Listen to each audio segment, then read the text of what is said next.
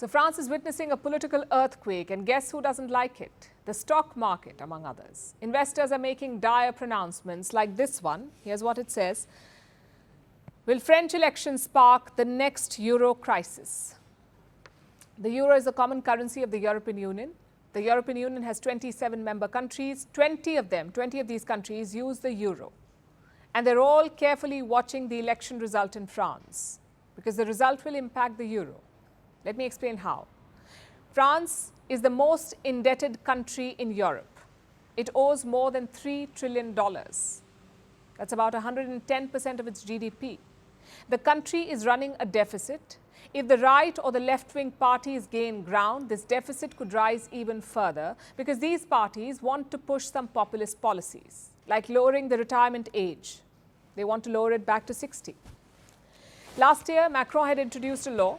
It raised the retirement age from 62 to 64 in France. The far right, wants to bring it down to 60. This will increase France's pension bill.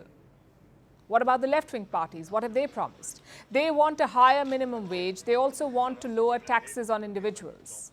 Like I said, these are all populist measures. These parties want to put more money into the hands of people.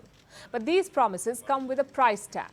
France will need more than $20 billion to finance these proposals. And where will this money come from? The government coffers are empty, so Paris will have to borrow more. And Macron's party has been warning against this. I don't want to lie to the French people.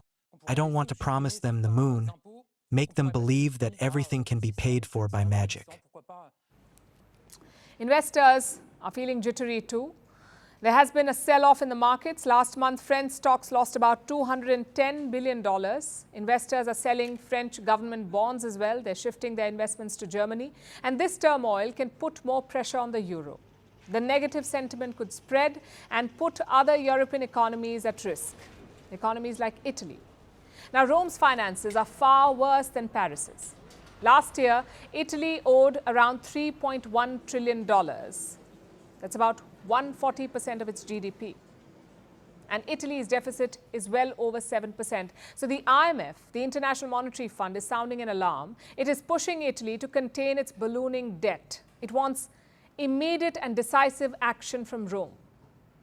Brussels too is concerned. Last month, the European Union had pulled up both France and Italy. The EU is worried about their excessive debt.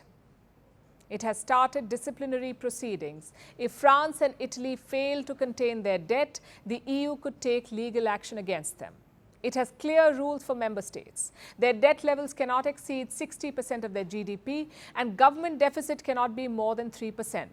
Both France and Italy are well above these thresholds. They're also the bigger economies and well connected with the rest of Europe. So if there's a financial contagion, it would spread quickly to the rest of the bloc. And that's exactly what happened in 2012. I'm talking about the last Eurozone crisis, 2012, when multiple European states defaulted. Greece, Ireland, Spain, Cyprus, they were either unable to repay their debts or had to bail out European banks. Again, the crisis was triggered by debt, the over-accumulation of debt in these countries. It led to the devaluation of the euro. And this crisis, the last Eurozone crisis, was contained by this man, Mario Draghi. He was the president of the European Central Bank at the time. He pledged to do whatever it takes and save the euro. But now they're facing another crisis, and a bigger one. Europe's economy is already vulnerable. Political instability would only make it worse.